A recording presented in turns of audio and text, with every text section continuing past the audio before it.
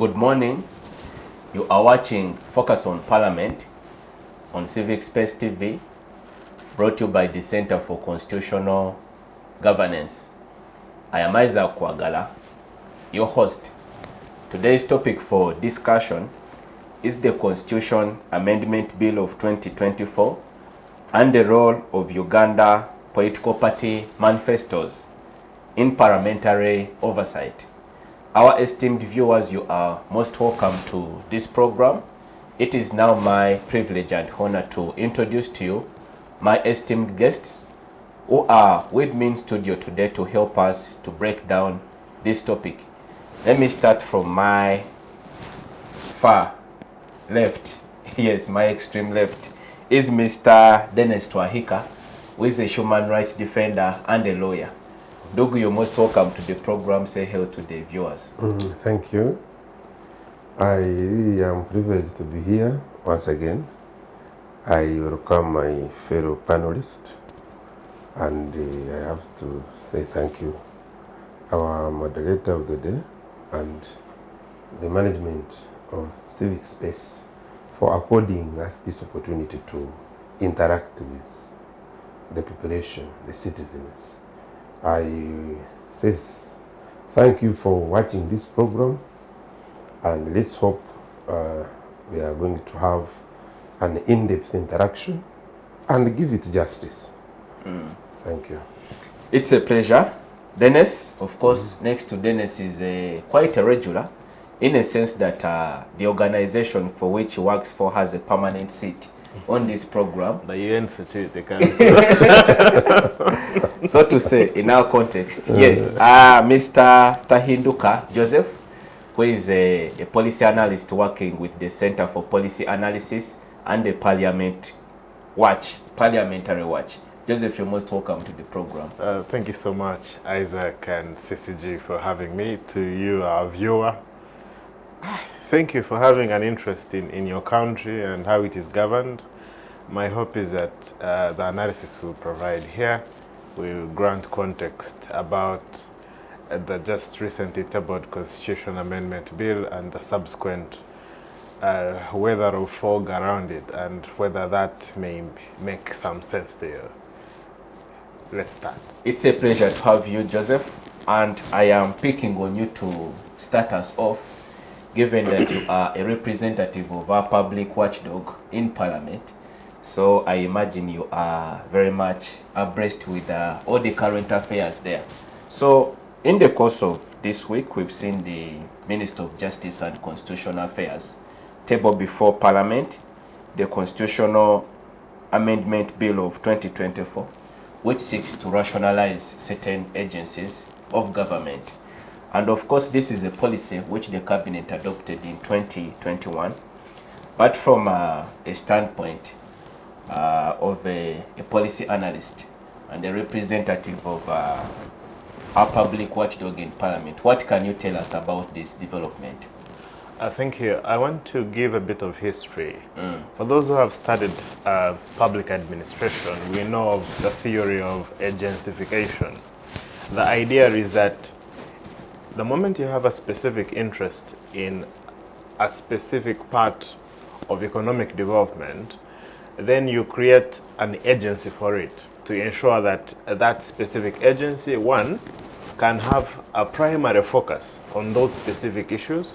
Two, it can receive a specific budget that is unique and tailored towards ensuring that that specific need is mainstreamed. Three, to attract the people who ordinarily you wouldn't attract, because anywhere around the world, governments pay some of the least wages around the world, whether it's in the US or the United Kingdom. The idea of agencies is that they are like special purpose vehicles for government to attract highly skilled civil servants who ordinarily would be in the private sector or in civil society due to the kind of expertise they have. That can happen for things like coffee, the Uganda Coffee Development Authority, the Uganda Law Reform Commission, for specific agencies which ordinarily, if they were to be in their mother ministries, they would be mainstreamed to the standard salary rates that are in those specific ministries, departments and agencies, which normally are a bit lower than those that are in specific agencies. So in so doing, as you did indicate, in February 2021, the government had the public outcry about how the cost of public administration in Uganda is high. And in so doing, they started to moot conversations around rationalizing public expenditure, or the RAPEX bills. In so doing, there are, I think, over 30 plus bills that were brought to Parliament. And the idea of rationalization, it sounds like a buzzword, like a big word. The idea is to ensure that these agencies do not consume as much money as they have been consuming every year.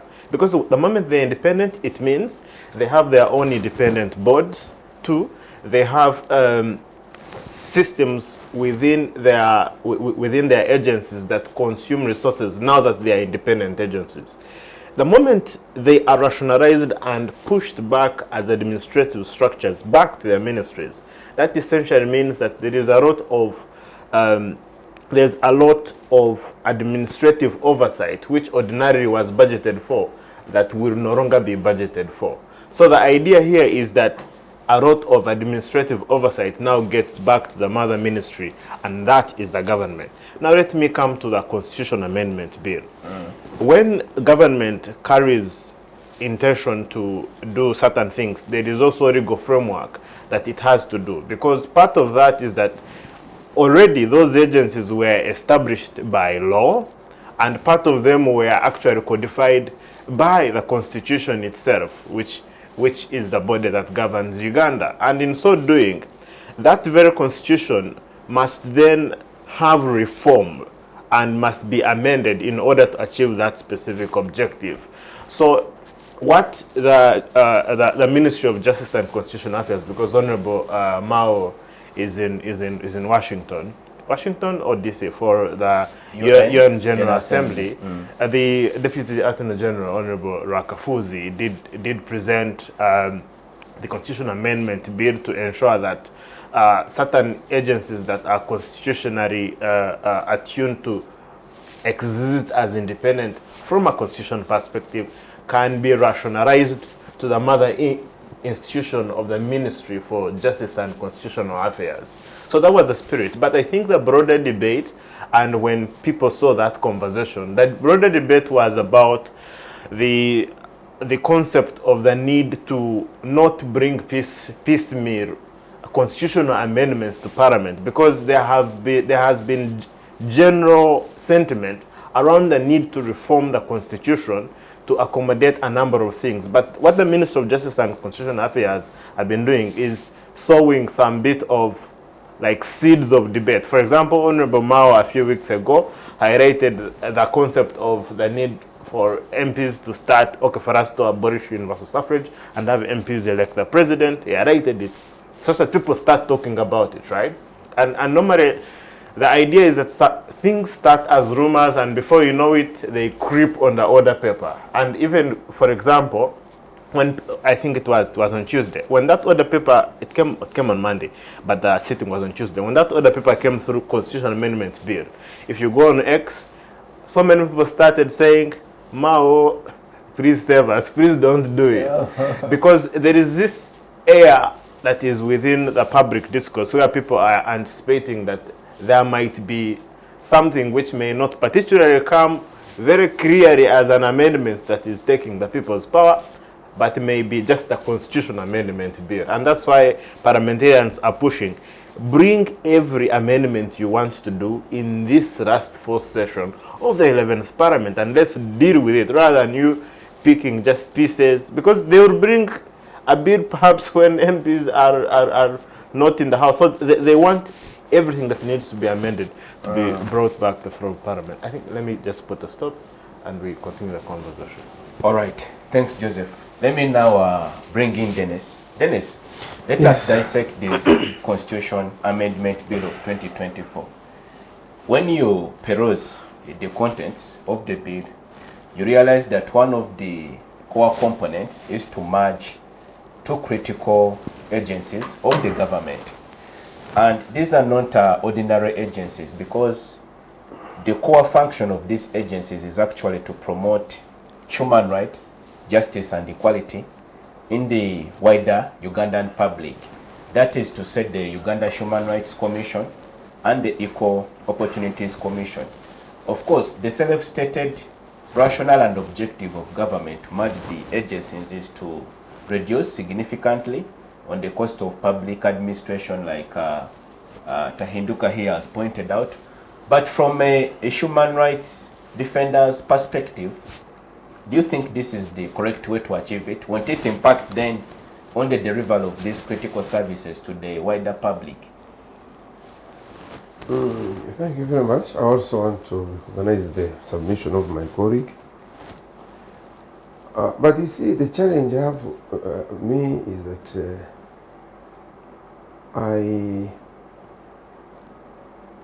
I lost interest in this government,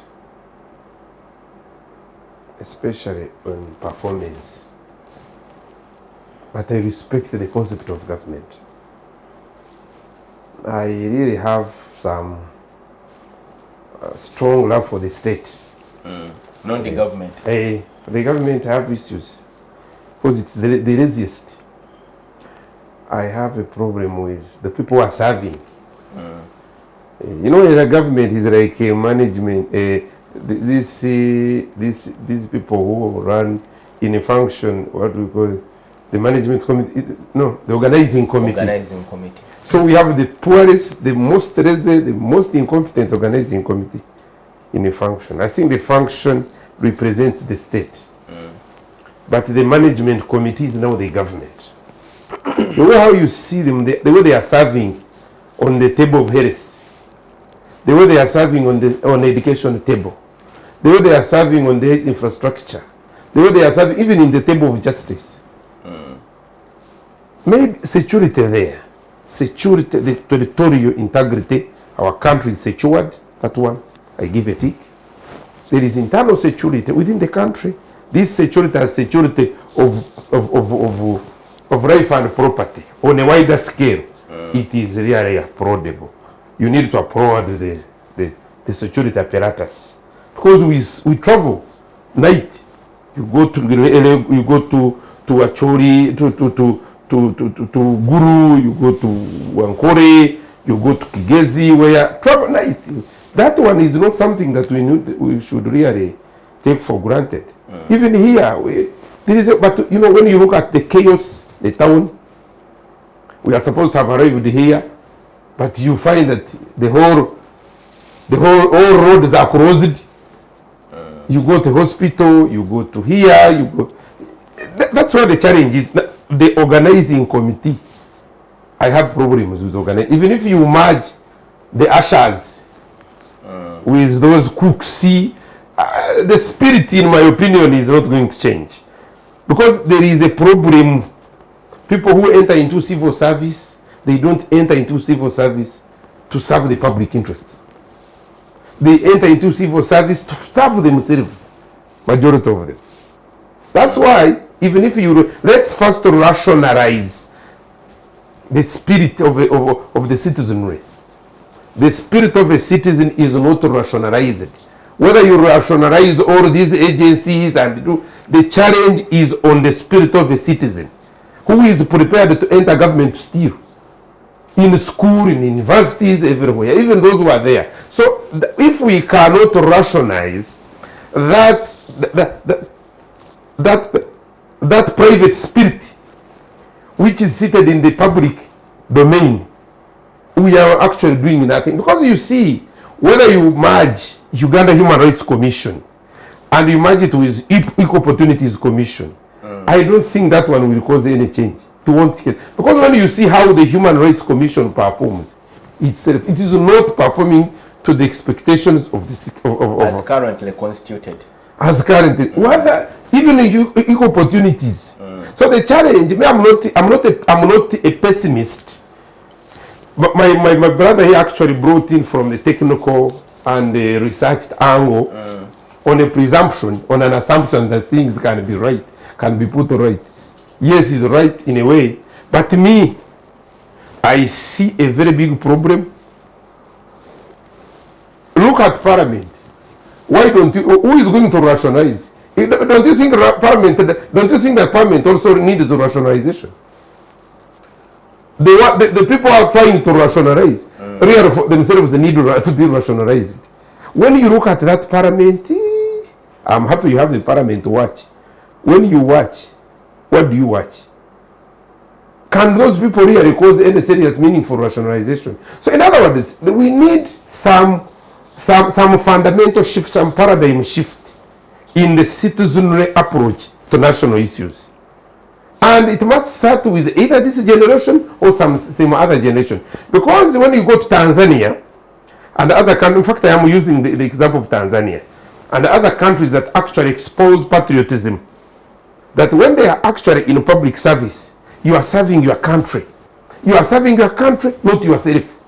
If we cannot inculcate that culture, let me tell you, even if you change the constitution, you will change the constitution, you change the constitution not for the betterment of this country, but for the betterment of, for the survival of sectional interests and some individuals, but at the expense of a country. So me, when I'm discussing this, I'm not actually diverting the debate, but I'm trying to express my pessimism, my lack of enthusiasm in whatever is actually being brought by government. Now, when you look at what Mao is bringing on the table, and what we expected him when he was entering with his cooperation agreement, DP, and we thought now a transition was going to be in offing. A peaceful transition, a constitutional transition. That's what we long for. A country that since independence has never seen a peaceful transfer of power. And we don't want to discuss that. We don't want to have that as a day-to-day discussion. So in your view, Dennis, this is a work in futility? It is more than, I think futility could be. It's a misdiagnosis. They are not diagonizing. They are not. Problem. They are not. Because you see, when you look at what are we expecting to see now? For example, we are expecting a constitutional review. Someone is coming up with electoral reforms. Reforming what? We are expecting a broad constitutional review where we must review this constitution and restructure the operations of government and maybe impact on the character of the state that is increasingly becoming too hostile to the citizenry. And you don't want to discuss that. You want to look at the reforming. Then you talk of technology. You are bringing people voting here. To me, I'm sorry, I am here on this show. I want to state it categorically clear that some of these things are lacking the confidence of citizens. They are lacking the confidence of citizens, and it's as if some people want, it's more of like the war against homosexuality. I'm sorry to say this. People may think that you are hiding something, behind something to do something. So we are actually having a lot. For example, when you don't implement zero tolerance to corruption, and we lose a lot of money in corruption, and there is no attempt, the way I see, there is no meaningful attempts to curb down corruption, especially of safety of public funds. There is no. It is only lip service. And then you use the claim of cutting costs, administrative costs, as a reason for rationalization. How much money do we lose in corruption vis-a-vis the money which actually is being perceived to be spent on these scattered agencies? How much? Thank you, Dennis. I'll come back to you. Joseph, with the issues that Dennis is highlighting, which constitute very strong roadblocks in the path to realize the actual objective for this new measure, the policy to rationalize government agencies, do you think we are on a correct path? Okay, two things. I think at the fundamental level, something is better than nothing. So the idea here is that government is already spending too much. It has or she has a spending addiction problem. Let me walk you through the numbers from the last year's budget. There's something called statutory expenditure. Like, that is expenditure that the government must do. It's normally classified in terms of debt repayment, in terms of debt restructuring, in terms of ensuring that you are able not to be an international, how do I call it, like bad data. Like a defaulter? Yeah, defaulter. Almost every money that URA is going to collect this financial year is going to go to that statutory expenditure. Which means that the other money that is left, we're going to have to borrow it still, the remainder, that's about 36 trillion. We're going to still have to borrow those very specific resources in order to finance that specific budget. So already we are having a budget that is impossible. Like, you look at the budget and you're like, how exactly are we having such a kind of budget? So the need to rationalize expenditure is important. But I want to agree with my friend here that some of this rationalization is performative. The concept of rationalization is not that the money which they were supposed to spend, let's say in UCD or in equal opportunities, it's not like that money now they're not going to spend it. They're just going to rewire it to whatever they perceive as their priorities. That's the concept of rationalization. Like, you have a budget, you are spending this much on fuel, you reduce on fuel, and then you rewire that money to like another specific item. What is the total projected amount to be saved from the measure, the rationalization measure? I've not met a specific report that speaks to that specific measure on how much they are going to save. I think I haven't met a specific report. Even when you look at the debate that they are talking about, that almost on every bill, they don't make that clear. The idea, it's a buzzword if you read through the object of the bill. This expenditure is too much. We've over-sectionalized government, and that is creating an oversight problem, but also a spending problem across the board. But I would be interested in that research. But the idea is that there will be some form of saving. So the concept here is that something is better than nothing, but even then it looks performative. If they are supposed to rationalize expenditure, they need to have bold steps like the ones my friend has just talked about, to ensure that they deliberately ensure that corruption is a risky attempt for anyone who is in public office. But where people who are corrupt are now given more power, are given more power in public office, where people who are clearly corrupt, who have abused office, can now be protected by institutions like judiciary, like recently in the 1.7 billion case against the 4 commissioners, where court is used as some sort of shield to protect the Speaker of Parliament, to protect the 4 commissioners. I think you watched the debate that happened on Tuesday, them not even wanting the issue to be debated on the floor of Parliament. We have to go away from these performative elements of showing that we are trying to rationalize expenditure and talk about, for example, these very many administrative units that we are creating. On Tuesday, you don't know whether you watch Parliament. There's an MP who was on the floor of Parliament who was crying that you created a new district and you are not even giving us money, right? They are now going to add more cities, which means more cities in 2025, which are going to require more expenditure. We have a Parliament of 530 members of Parliament, taking 1 trillion from the budget every year. That's a lot of money that would be going to constructive expenditure. So if we are to have a conversation on rationalization, it's important that we have it. Secondly, I think as a state, we need to rethink our approach to human rights, because the moment you are saying, let the Uganda Human Rights Commission get merged to Equal Opportunities Commission, that's fine, that's like totally fine, but we need to look at these 2 specific agencies and ask ourselves, the person who you are merging to the other, let's say in this case the AOC is being merged to the Uganda Human Rights Commission, what specific strength is the Human Rights Commission having that is going to support the Equal Opportunities Commission? You cannot, and I don't want to use a very a very absurd language here, but let me say, let's say like you're in class, you're a teacher, and there's a student that is struggling in performance. You cannot say, let me use like a certain name. You cannot say John has been getting 20% in class, the other one was getting 5%. Let's now merge both of them and let them have a discussion group to discuss their weakness. The idea there is that our human rights record is already very, very bad.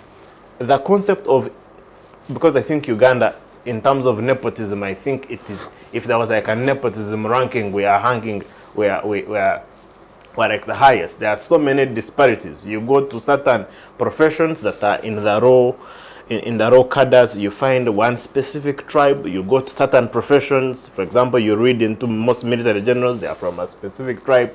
You go to certain professions like askaris, you find a specific tribe, which means you go to certain offices, they almost use one local language. So the idea is that there is a problem of equality of the distribution of opportunities. You cannot have a problem, and instead of increasing money in dealing with a problem, you rather now focus on reducing money to solving that specific problem, which exactly rationalization is having. Recently, SEPA had a conversation on the rationalization of UCDA, and one pertinent question that came up is that if a specific agency still holds a fundamental role in the economy, why are we rationalizing it? Because an agency like UNRWA, which is one of the most efficient, their weaknesses aside, Uganda Coffee Development, why are we rationalizing such agencies? Why are we applying the same standard of rationalization across the whole table? And for me, that begs the question. We must be very deliberate to ensure that we do not destroy what is the little that is working in the country, or the little that we even need to increase resources in order for those systems to work. So for me, for those two agencies, I really don't think we should be rationalizing them. I really think they are critical, and in short, we should be increasing a budget to them and give them a bit more independence for them to do their work, and focus on these agencies that are created for political patronage, like the State House and Corruption Unit, like all these. We should rationalize all those institutions that are not specifically pertinent to the needs of the ordinary Ugandan. Yeah. Dennis, in terms of long-term solutions to this issue, what can we do to structurally change and realign the concept of rationalization? Because Joseph here highlights a very critical element in the equal distribution of opportunities for all the citizens. And that seems to be at the core of this conversation, because in as much as there is the whole component to have government to save significant amounts of money to be focused on other major priorities, but there is now the aspect of equality and justice. So what can we practically do to achieve that going forward? Thank you. I think if I am to go back on rationalization, the rationale behind rationalization, I don't see it. If it was to be rationalization, would have started with the cabinet. There are very, very many. Some we are not even aware whether they are there or not.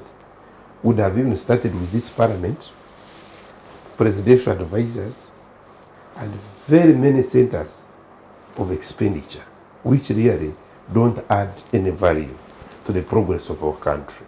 So the idea of rationalizing these agencies just came from General Sare, and I'm told this Ramadan Gobi, they had their concept and it is just being implemented.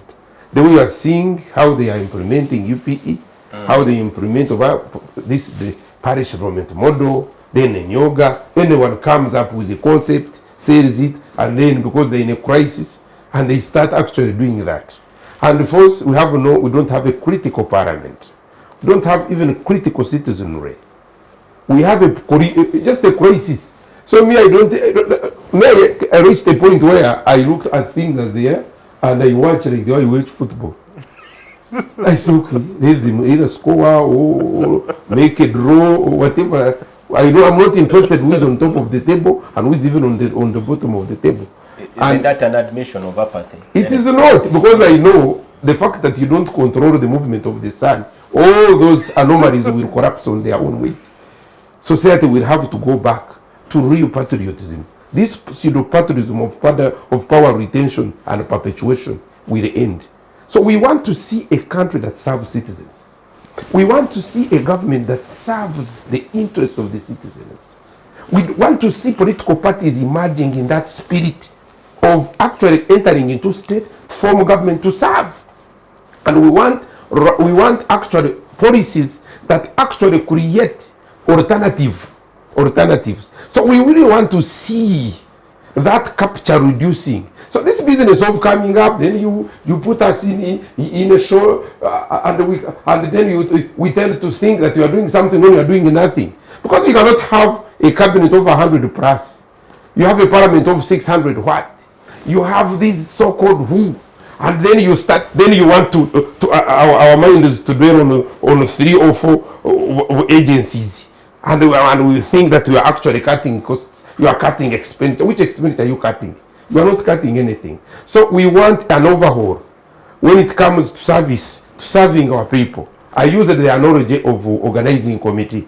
The organizing committee is actually running the money given by the guests who attended the function, because they had prayed, they paid, and the head of the family invited them, they prayed, and their money is there. The work of the organizing committee is to serve the best interest of those who have come to attend. That is the government.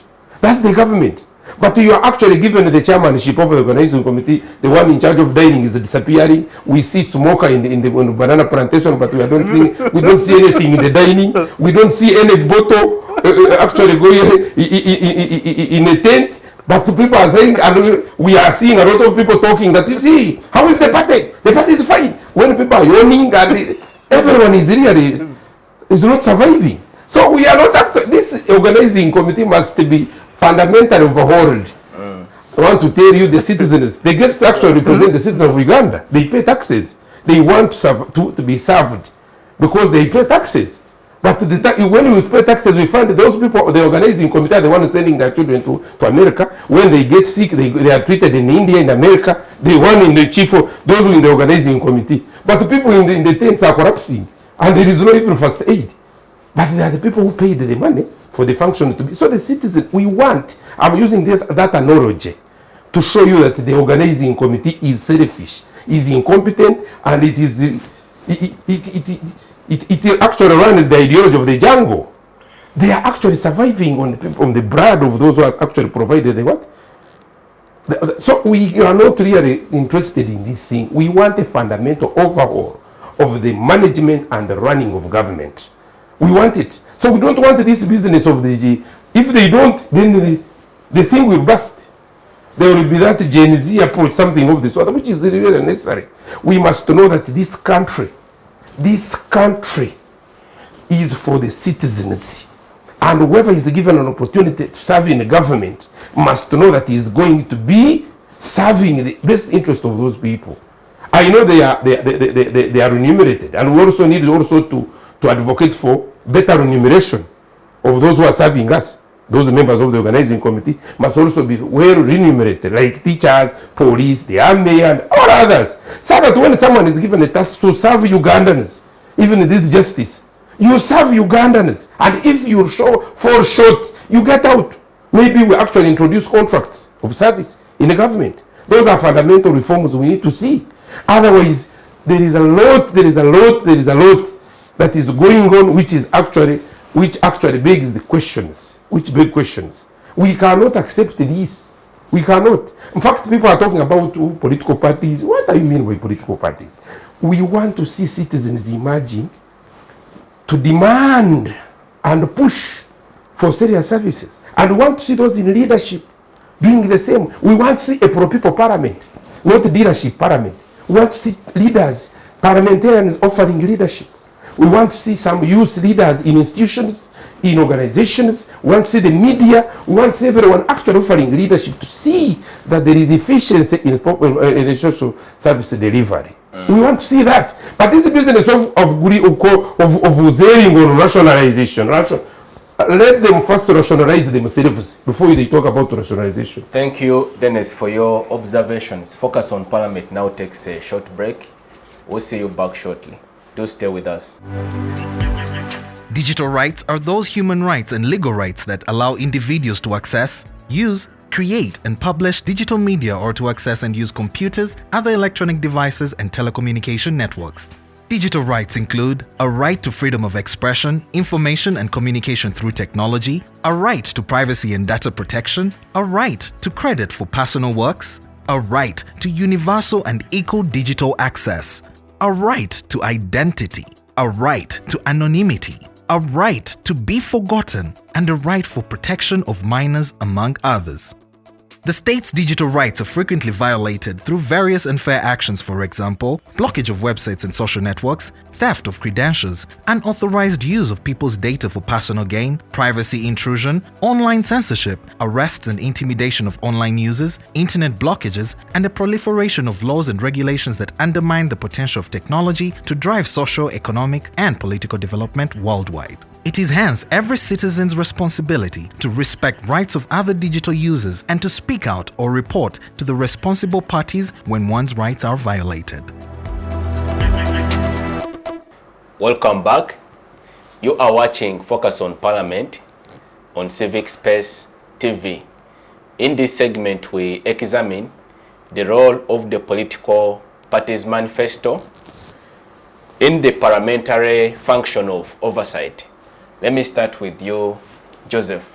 What is your assessment of the political parties in as far as the function of parliamentary oversight is concerned with respect to their manifestos, even as we approach the tail end of the current tenure of government? The first duty that opposition which has political parties, is to ensure that they keep government on its toes, to ensure that government can account for the resources that the citizens give them or the resources that they borrow on behalf of the citizens. So that happens in a number of ways. Just a theory level before I can get to the opinion. Political parties have specific, especially those in opposition, they are given leadership of all oversight committees in Parliament, the Public Accounts Committee, Central Government, Public Accounts Committee, Local Government, COSASE, all those main oversight committees that are dealing with accountability. In so doing, those specific committees do what we call investigations. And these investigations are on specific issues that are of interest, that come as issues of national importance or come as issues that come when the Parliament is assessing. Over this Parliament, in the first, second, third, and now in the fourth session of Parliament, I broadly think the opposition, even when it has been operating in a very difficult environment where they cannot organize community gatherings, where they cannot be able to really have a political life as political parties, I broadly think there have been some critical investigations that I have done that have had quite a huge effect on how things have been flowing. And I wanted to focus on just a few. We remember the Uganda Airlines inquiry by COSASA led by Honorable Joe Senyen, who is now the leader of opposition. That specific investigation shed a lot of light on how what we call state enterprises are run. First, in how they secure appointments for those who get to those parliaments. And I think Joe Senyenye and his friends in the opposition were quite deliberate about ensuring that they create a situation where people know what is exactly happening in those state enterprises, because there were not very, very clear processes that were leading to the appointment of people who are going to be managing multi-billion-dollar businesses, and these were handed down to just cadres but not the most competent officials. If you still proceed to reports, for example, which the recent cooperatives scandal, which mostly I know the leader was Mwine Mpaka, but the committee has quite a huge opposition presence on that specific committee. That specific report, which led to the arrest of Honorable Mawanda, Honorable Mudimi, Honorable Akamba, these lawyers who were taking up to, I think, what, 10 billion in legal fees of poor farmers in Bugisu and Achori. So the idea is that if the opposition is given enough resources and enough ground, they can actually keep government on their toes. The only problem that comes in is that the legal system, which then, because what Parliament is supposed to do is to recommend. Parliament is not supposed to arrest. So for it to recommend, for example, there will be a report saying, you are in the wrong. For example, they recommended from Uganda Airlines that let this and this be done. But the question on whether that is done is a problem. And remember, almost 90% of the work in Parliament happens in committees. So it means that if committee, let's say, if committee recommendations are not being taken seriously, it means that the money which citizens are paying to Parliament, that 1 trillion they take out of the national cake every year, it means that those specific recommendations are not maturing, which means that that is wasted research. It is the equivalent of that university dissertation you did at university, questioning this and this and this, but which stopped in your room and on your shelf saying, I did a wonderful research dissertation. We need to be able to start constructing bridges as people, and this is where citizen oversight is important. As people who are in civil society and any other well-meaning citizen, we need to break down this research and data to the ordinary citizen, who then applies enough pressure on the citizens, on their leaders, on government, to ensure that these recommendations that happen in committees work. So your work does not stop just when you elect that leader. You must also be concerned about the very investigations they are doing, such that you know those numbers, those statistics. If someone stole 500 million, you print that chart and you say, this 500 million was lost. If this person stole this amount of money, you exact your accountability to that citizen, whether it is recording them back and they leave Parliament, whether it is making sure they don't lose sleep because of the crimes that they have done. So there is still a role citizens have to play, right? Even when opposition, we're working in a very, very, it's a very difficult environment for them. So it's important that citizens, we enable them to keep these very leaders we have elected into power to be on toys. But I believe that technology has democratized access to accountability information.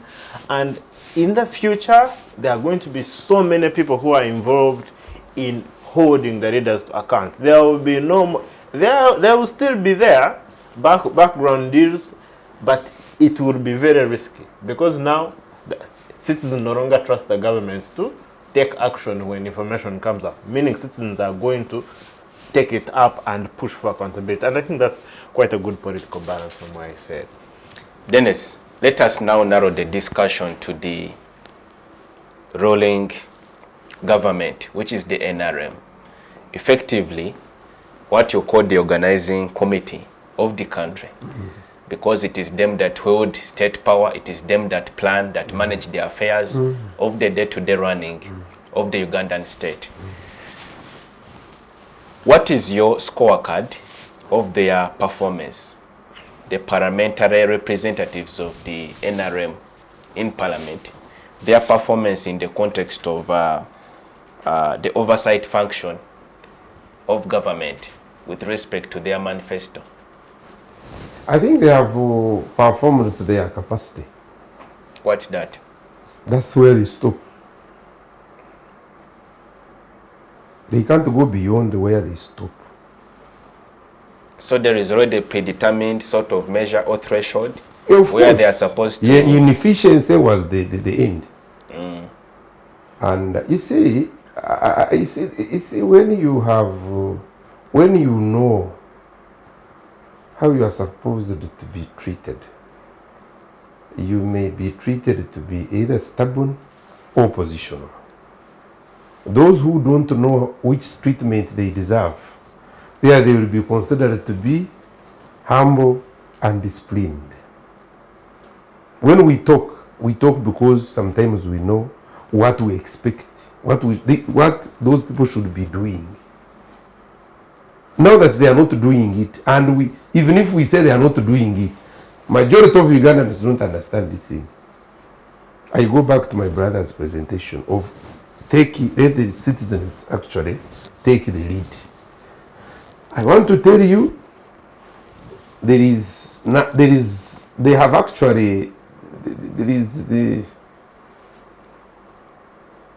much thing to be proud of as far as what the government is offering. For example, we were in COVID. There was no post-COVID arrangement. There was no total post-COVID arrangement. As we talk now, we are still suffering with the effects of COVID, especially in health, education, and every other social aspect. I'm not saying that it was going to be possible to have a magic bullet and then we solve all that, but a government is supposed to have protected businesses. A government is supposed to have protected the sanctity of education as far as opening and all that. A government is supposed to have done that. So a government is expected to do wonders. So a government cannot just leave citizens on their own. A government cannot just leave citizens to wallow into loans of high interest rates. A government cannot just subject citizens, because you suffer. Living is a concept that is experienced every day, and it comes with cost. So there must be a regulator. So a government must formulate, a government must regulate, a government must supervise, a government must enforce. So that area, that's why people have not separated state and the government. May have been comfortable with the performance of the state. Maybe it's because I'm philosophical. But the performance of government generally, I don't give them much credit, because I see how our citizens are suffering. When you come to Kampala and you're approaching Chengera or different directions coming from up country, and you see how you get stuck, people will say people have bought cars. But where are the roads? Where is the expansion? Where are the innovations? See that really. Now, if we are to push like this for the next 20 years, will this town be accessed? Will it be accessed? And whose responsibility? Is it a personal responsibility or governmental responsibility? It is the responsibility of any government to see that there is efficiency. There is efficiency, and life is accessed. It is lived in a manner that is enjoyable. So we are not saying, we are actually tasking government. I want to tell you, this government overthrew governments on the account of failure. And I'm happy that if a government fails, it should be overthrown. But the magnitude of failure also matters. So can we really have government rolled down to work? Leave out political parties. Political parties can come, but when they come, what are they going to do? So as I conclude, I want to implore every citizen to be vigilant. Every citizen to be vigilant. And we don't need to destroy our country. We don't need. If you destroy Uganda, where are you going to go? We just need to modify, to beautify, to modernize, to change, to transform our society and even our behaviors. So, but this business of, I'm not comfortable with the over-privatization of government. I'm not comfortable with over-privatization of the public domain. Because the public domain is the Commonwealth. It's like this room where we are. My brother has his own private life. I have mine, you have yours. And even these people in the cameras. But here, this is more of a public. This is our Commonwealth. When we are here, we must take cognizance of everyone's interest. You cannot just perfect your personal interest here. Only perfect your personal interest here, it will cause a crisis. And that's what is actually taking place in the management of our public affairs. People are not separating private from public, and yet they go to public. And it's unfortunate that in the public, there is a lot of wealth for people to grab. In the private, it's as if things are not there. So the majority, everyone is fighting to get into the public space, public domain. That's government. And then they go there with unreformed minds, just to grab. They don't go there to expand, to serve. That is where the problem is. That's the crisis we have. Even people coming into political parties, the political party is a public entity. You go to political party to do what? First of all, you have not even graduated. Not to graduate in the context of going to school. You have not graduated from just a primitive self to a public entity, ready to serve. Because they get into government, they also mess up. They even get into the political parties, they mess up. That's why there is a problem. So we really need to see people emerging to serve. And want to see political parties serving people based on the competence. You cannot just come and drop into a political party and become a member of parliament.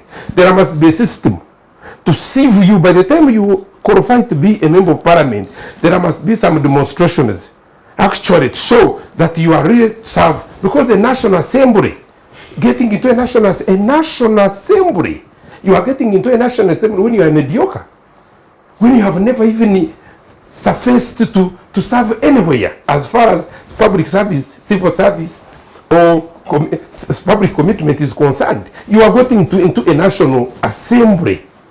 Maybe we also need to give reforms and create regional governments, powerful regional governments, so that some people can start there. You start in Bunyoro, start in Acholi, start in Ankore, be there, go in Sebei, spend there like 10 years of confusion.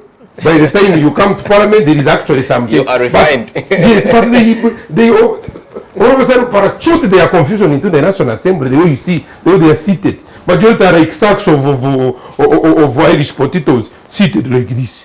And I'm not apologetic. I cannot apologize for that, what I've said. You follow. But we expected someone to be in a National Assembly, a minister, a permanent secretary, a commissioner, a what? All these things. These are people that are supposed to be holding the mantle, taking the country forward. But unfortunately, people are grabbing as if they are, I want to use the other statement of Madame Sarah Brete, monkeys grabbing bananas. And what is this? So, in other words, going back to rationalization, let us rationalize the country first. Let us rationalize every aspect of our life. Let us move. Let us separate private from, because the private, by the way, is meant to be supervised and regulated by the public. Because there is a lot of accesses within. If the private is left on its own, then the excesses are too much. So the public, the government must be able to regulate even what is taking place in the what, especially in business, in what and what. But if the public itself does not exist, how are we going to proceed? So we really need a fundamental shift as far as management and of government and even a running of political parties are concerned. That those organized political parties with a national outlook, with a national agenda, will actually, even if they are in opposition in parliament, if they don't fail to form government because of majority and everything, they will offer a formidable and an effective opposition, checking the government in power, and that one will translate into effective services for the citizens.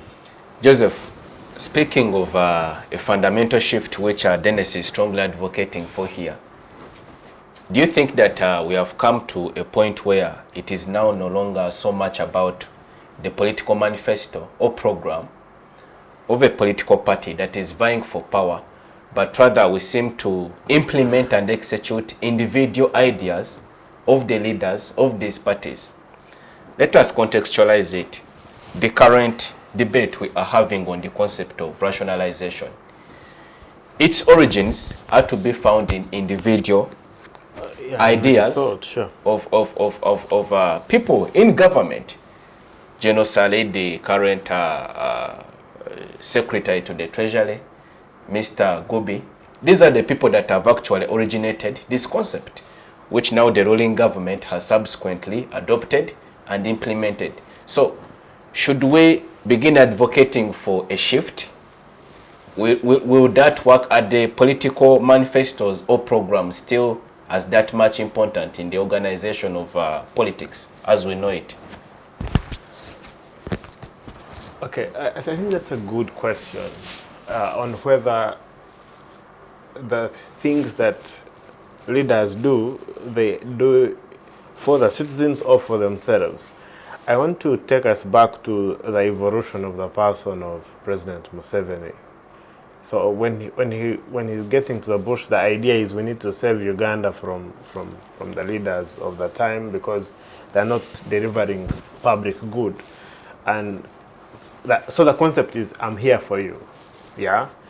As it gets to the 2000s, the concept starts changing that I'm pursuing a specific interest in ensuring that Africa becomes some sort of superpower. So there's this higher goal that is not national, it is his, and the nation is the vehicle. But I think anywhere around the world, politicians have their own personal interests. And some of those, sometimes they are a bit different from what the citizens want. And so you'll find a politician who is going to vote for a bill, not because the citizens have agreed, or let's say, for example, in the age limit debate, most citizens didn't agree with that kind of legislation, but MPs voted differently. Look at especially contentious legislation, things like the alcohol control bill, which was just rejected by Parliament. MPs did not consult at all with their constituencies because alcohol is a very huge problem in this country, and that legislation was constitutionalizing the age of consent for alcohol, was trying to regulate the sale of alcohol to minors, the advertising of the same. But the legislator is thinking differently because the power of money, the power of robbing, the power of that politician's interests is a bit different from what the citizens are having. And I'm going to go back to the former argument that I had raised, which is that citizens need to know the very nature of the people that they are leading, that these are people whose colors change at the election time, and they come in to say, I'm the good guy, please vote me back into power. But the moment they access this specific power, they start to pursue their own interests. And even when they could have a heart of helping the people, sometimes some of those interests are so strong that sometimes they are strong-armed anywhere around the world. So that's why citizens are very vital in ensuring that they keep an eye on the people that they elected. Because the moment you don't, as an accountability system, even when someone is competent, even when they're in office, the very nature of power is that power corrupts, and it does so absolutely. So even someone who could carry the competence, because of the very nature of politics, interest, business interest, political interest from political parties, family interests, so many interests that are coming, some civil societies that have quite a big budget have a very huge interest. They are powerful lobbies for certain issues. The legislator, for them to keep a very independent mind away from these interests which are trying to pull their mind to different directions, they need to be helped. And part of that reality check comes from citizens. These very citizens need to organize themselves in such a way that they can hold these leaders to account. Let me try and provide just like one thought experiment. So most community gatherings you see around the nation, most of them are convened by MPs, but rarely do citizens say, let's gather and talk about the issues of our country. So you find that even this very citizen engagement that we are having all around the country is already patronized along political lines. It's not peculiar to citizens saying, let's gather every month and solve the problems that are existing and hold our leaders to account. So citizens must help leaders, because the truth is these leaders have so many interests that are pulling them apart. and citizens become a very critical accountability mechanism on ensuring that their issues are mainstreamed on the table of the interests of that very politician. That's how I would look at that very issue.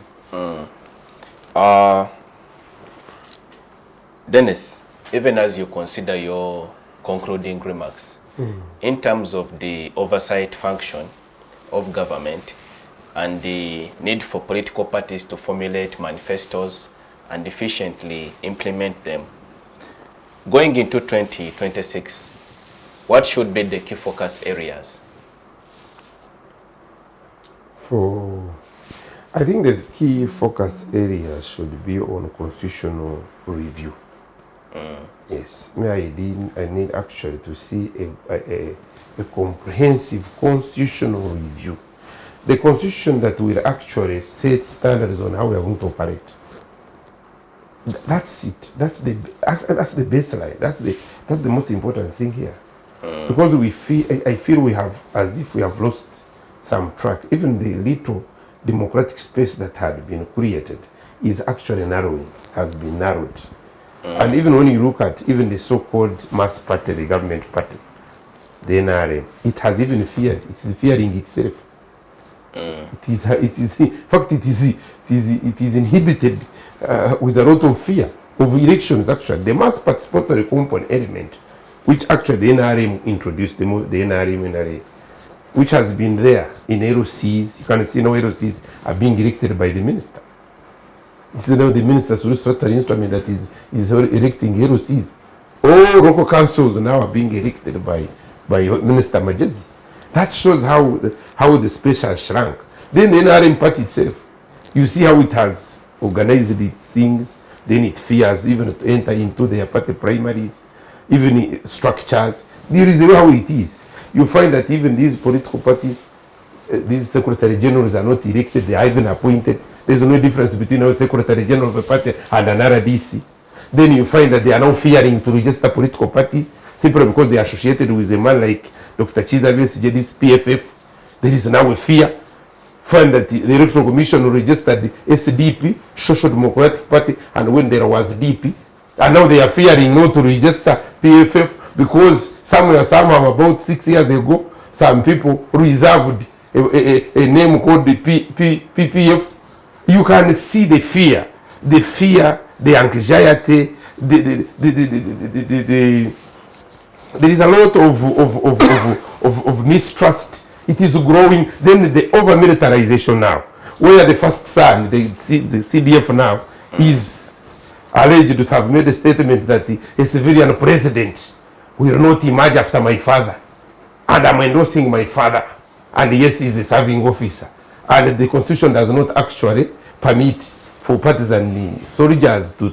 You can see the confusion. So the arrogance, the impunity, the over-militarization, and the fear to lose of some political entity, some political formations is actually creating a lot of problems. That's why I pray that we need to sit down as a country. We need to sit down as a country. Either we postpone the 2026 general elections and have a transitional government first, and first have a constitutional review, and the way the Kenyans did of 2020 constitution, we can now devolve power on at regional levels, then the decentralize power at the center, then reduce the powers of the presidency, because that's where the problem is, that this patronage is too much. Then we reduce the size of parliament, and then we reorganize our country. Then we now actually get into the pitched play. Otherwise, we are getting into the pitched play without rules, without referees, serious referees. Even the players are not, we don't know which side. We have a problem. So the political game is getting dirtier. Is getting dirtier every day. So we need to reorganize. We need to reconsider the way we are playing our politics in this country. Yes. What can you tell the Ugandan citizen watching you as your concluding remarks on the program? Citizens also need to get out from their slumber. They are sleeping. How can they say ordinary? How long are you going to keep ordinary? this is your country and it's as if you are surrendering it. Isn't it your heritage? So citizens don't need also either they should be overwiped, I don't know.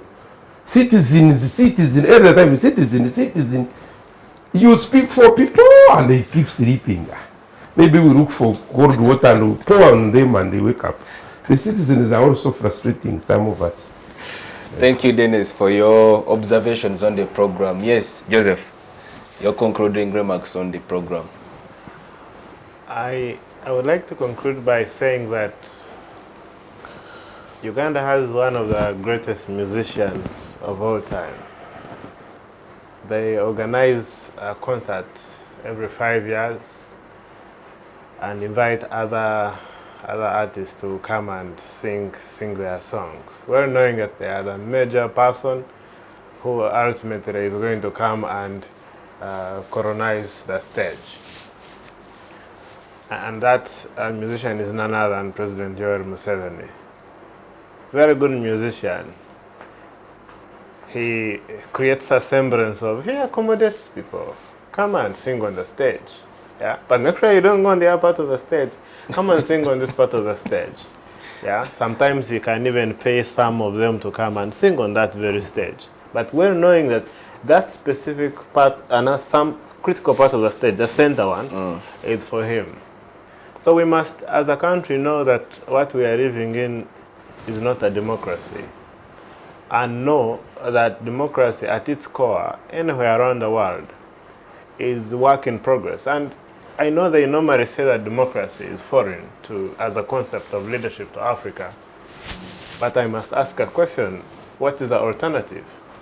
Is the alternative family rule where father succeeds son, where son succeeds father, or where we go back to kingdoms and we release all our personal freedoms to someone who was born with a right to read, where you who was born in Achori, in Kabare, in Kapchogwa, you don't have a right to also vie for those constitutional offices like the president. What democracy does is to make all of us equal, irregardless of where you were born. And we have a right as citizens to defend that concept, because that concept is not just a Roman idea or a Greek idea. It's an idea grounded in the idea that every human being was born equal and should have the right to liberty and pursue their highest ambitions, be it pursuing the highest office in the land. And no one is born, has the right to be president simply because they were born in a specific womb or they emerged from a specific sperm. That everyone must strive out of the meritocratic systems of governance to ensure that they earn the right to be a leader. And that's what we should be fighting for. Thank you, Joseph, for your views on the program. Let me once again appreciate you, Mr. Twahika Dennis and Mr. Tahinduka Joseph, for your able participation on the program and for your very insightful patriotic guidance to the citizenry out there. Once again, to our esteemed viewers, we appreciate you for keeping us company from the start up to the conclusion of this program. Many thanks to the camera department, the production unit, for keeping us live on air. Our dear viewers, please engage us on our various social media platforms. We are on X, we are on Twitter, we are on Facebook, and you can subscribe and watch this program on our YouTube channel. We'll see you next time. Be blessed.